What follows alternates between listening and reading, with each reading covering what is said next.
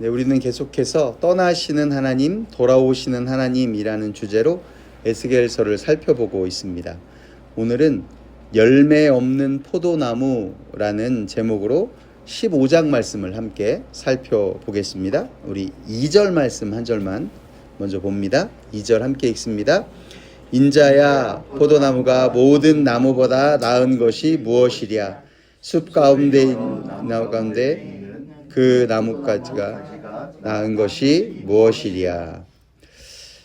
예, 우리가 11장에서 하나님의 영광이 완전히 성전을 떠났고, 그리고 이어지는 12장에서 14장까지는 그 심판이 반드시 임한다는 것과 거짓 위로가 폭로되었습니다.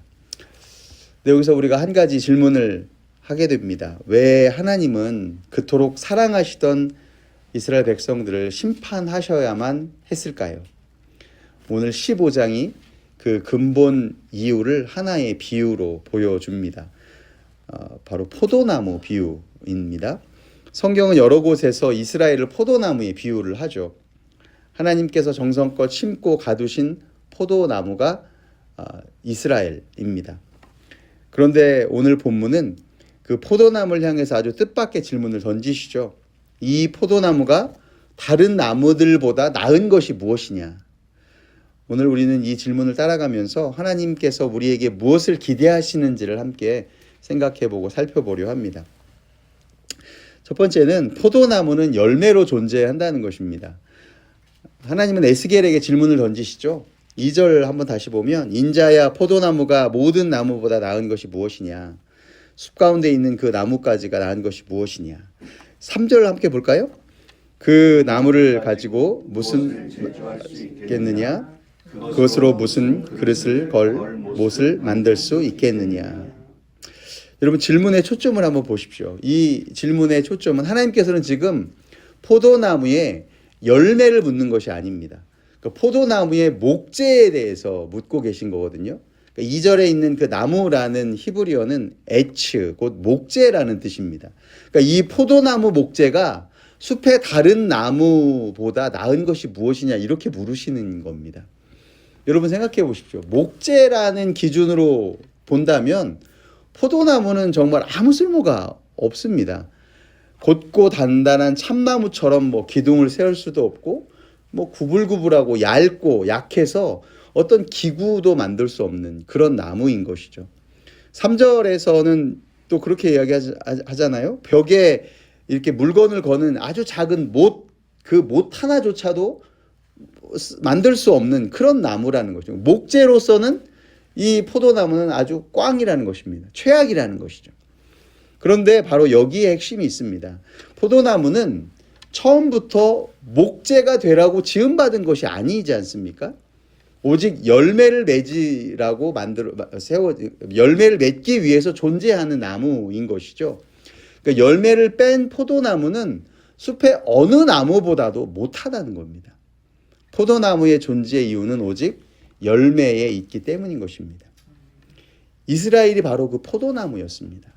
하나님이 그들을 부르신 것은 화려한 나라가 되라는 것이 아니었던 것이죠. 하나님의 백성으로 열매를 맺으라는 것이었습니다. 두 번째로 우리가 생각해 볼 것은 열매 없음은 단순한 무능이 아니라 배반이라는 것입니다. 열매 없다는 것은 무슨 뜻일까요? 예수님께서 산상수훈을 통해서 이런 말씀, 이런 비유를 드셨어요. 마태복음 5장 13절을 보면 너희는 세상의 소금이니 소금이 만일 그 맛을 잃으면 무엇으로 짜게 하리요? 후에는 아무 쓸데없어 다만 밖에 버려져 사람들에게 밟힐 뿐이니라.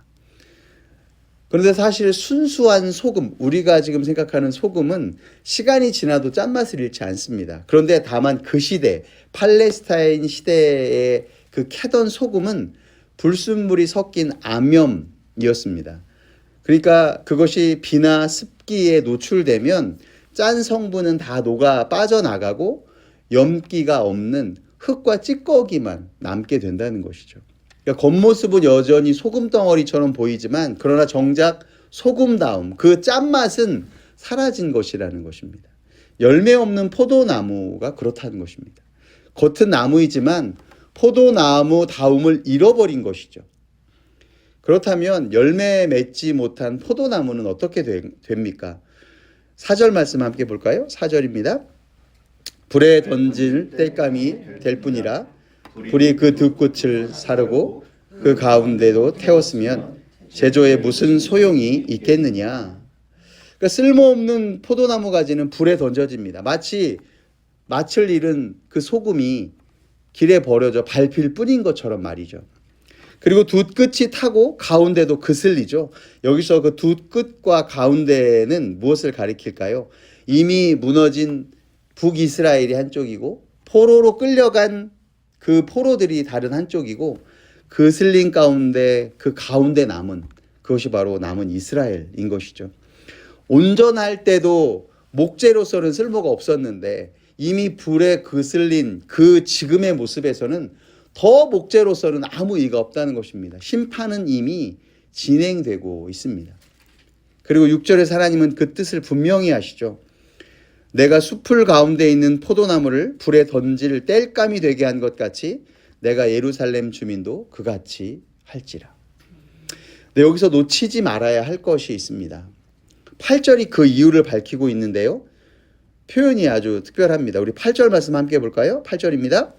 내가 그 땅을 황폐하게 하리니 이는 그들이 범법함이니라. 주 여호와의 말씀이니라.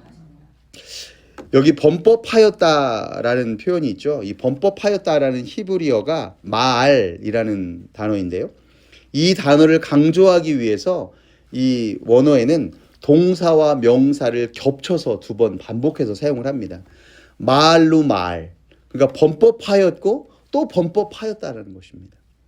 그런데 이 마알은 그냥 죄가 아닙니다.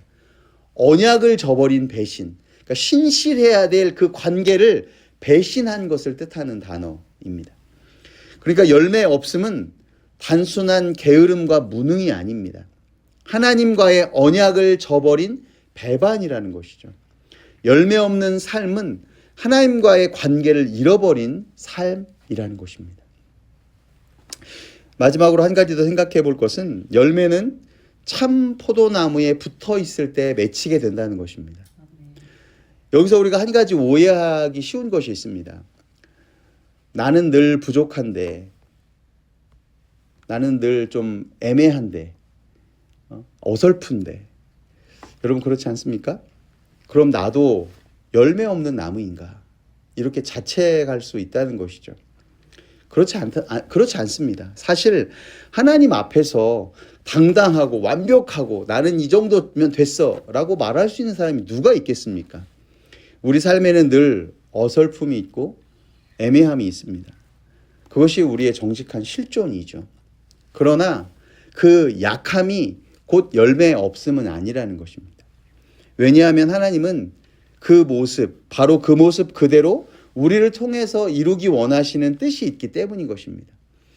여러분, 한 달란트를 맡은 사람이 5달란트 맡은 사람을 부러워할 것도 그 5달란트만큼 남겨야 된다라고 하는 부담을 가질 이유도 없다는 것입니다.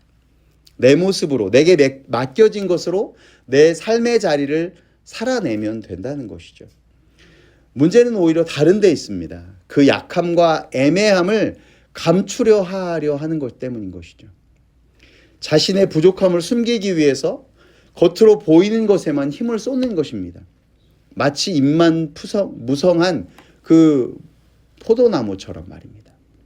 실제로 포도나무는 이 가지를 쳐주지 않고 또 열매를 솎아내주지 않으면 겉으로 굉장히 무성해 보여도 자세히 들여다보면 잎뿐이거나 아니면 아주 너무 자잘자잘한 그 포도 열매만 잔뜩해서 포도나무로서 포도 열매로서의 가치가 없는 그런 것만 있게 된다는 것이죠. 무성함이 곧 열매는 아니라는 것입니다. 보이는 것이 많다고 열매가 있는 것도 아닙니다. 그렇다면 어떻게 참된 열매를 맺을 수 있을까요? 먼저는 깊이 뿌리를 내려야 합니다. 뿌리로 양분을 공급받지 못하는 나무는 열매를 맺을 수 없죠. 성경은 복 있는 사람을 그렇게 노래합니다. 그는 시냇가에 심은 나무가 철을 따라 열매를 맺으며 그 잎사귀가 마르지 않음 같으니. 그러니까 물가에 깊이 뿌리 내린 나무가 철을 따라 열매를 맺습니다. 뿌리가 깊어야 열매를 맺게 되는 것이죠. 또 한 가지는 반드시 나무에 붙어 있어야 된다는 것입니다. 이것이 오늘 에스겔 15장 본문이 신약 요한복음 15장으로 이어지는 지점이죠. 예수님께서 이 포도나무 이야기를 꺼내시죠. 요한복음 15장 5절을 보면 나는 포도나무여 너희는 가지라 그가 내 안에 내가 그 안에 있으면 사람이 열매를 많이 맺나니 나를 떠나서는 너희가 아무것도 할 수 없습니다. 예수님은 자신을 참 포도나무라고 말씀하시죠. 그리고 우리는 그 가지라고 하십니다. 여기에 복음이 있습니다. 열매는 가지 스스로 만들어내는 것이 아닙니다. 나무에 붙어 있을 때에 자연스럽게 열매를 맺게 된다는 것입니다. 이스라엘은 스스로 서려다 열매를 잊었지만 우리는 참 포도나무이신 그리스도께 붙어 있어서 그 생명을 공급받을 때에야 비로소 열매를 맺게 됩니다. 나를 떠나서는 아무것도 할 수 없다. 이 말씀이 우리의 자리를 정확히 지정해 줍니다. 열매는 나의 능력이 아니라 붙어 있음의 증거인 것입니다. 말씀을 맺겠습니다. 오늘 우리는 열매 없는 포도나무 이야기를 들었습니다. 포도나무는 열매로 존재합니다. 열매를 뺀 포도나무는 그 어떤 나무보다도 못합니다. 그리고 그 열매 없음은 단순한 무능이 아니라 언약을 저버린 배반입니다. 하나님은 그만큼 우리에게서 열매 맺는 삶을 기대하시는 것이죠. 그런데 우리가 오해하지 말아야 합니다. 그 열매는 내가 쥐어 짜내는 성과가 아닙니다. 전도의 실적, 봉사의 분량 이런 것으로 잴 수 있는 것이 아닌 것이죠. 나의 약함과 어설픔이 곧 열매 없음도 아닙니다. 오히려 그 약함을 감추려 입만 무성해질 때 우리는 열매에서 멀어지게 되죠.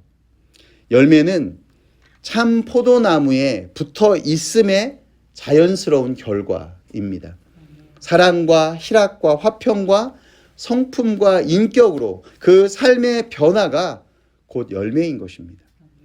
이 아침 우리 스스로에게 그렇게 한번 물어보길 원합니다. 나의 신앙은 열매를 맺고 있습니까? 아니면 입만 무성합니까? 혹시 열매 없이 제 힘으로만 애쓰고 있지는 않습니까? 그렇게 애쓸수록 마음은 더 메말라가고 있지는 않습니까? 예수님은 우리를 부르십니다. 내게 붙어 있어라, 내 안에 거하라. 열매는 그 다음에 저절로 맺혀지게 될 것입니다. 이 아침 참 포도나무 되신 주님께 깊이 뿌리 내리는 우리의 자리가 되기를 간절히 소망합니다. 아멘. 이 시간 함께 말씀 기억하면서요 기도하겠습니다. 하나님, 저를 열매 맺는 삶으로 부르셨음을 기억하게 해주십시오. 입만 무성한 신앙이 아니라 참된 열매를 맺는 삶이 되게 해주십시오. 제 약함과 어설픔을 감추려 겉모습에만 힘을 쏟지 않게 해주십시오. 있는 모습 그대로 제게 맡기신 자리를 정직하게 살아내게 해주십시오. 제 힘으로 열매 맺으려다 메말라 가지 않게 해주십시오. 참 포도나무이신 주님께 깊이 뿌리를 내리고 붙어 있어 그 생명으로 열매를 맺게 해 주십시오.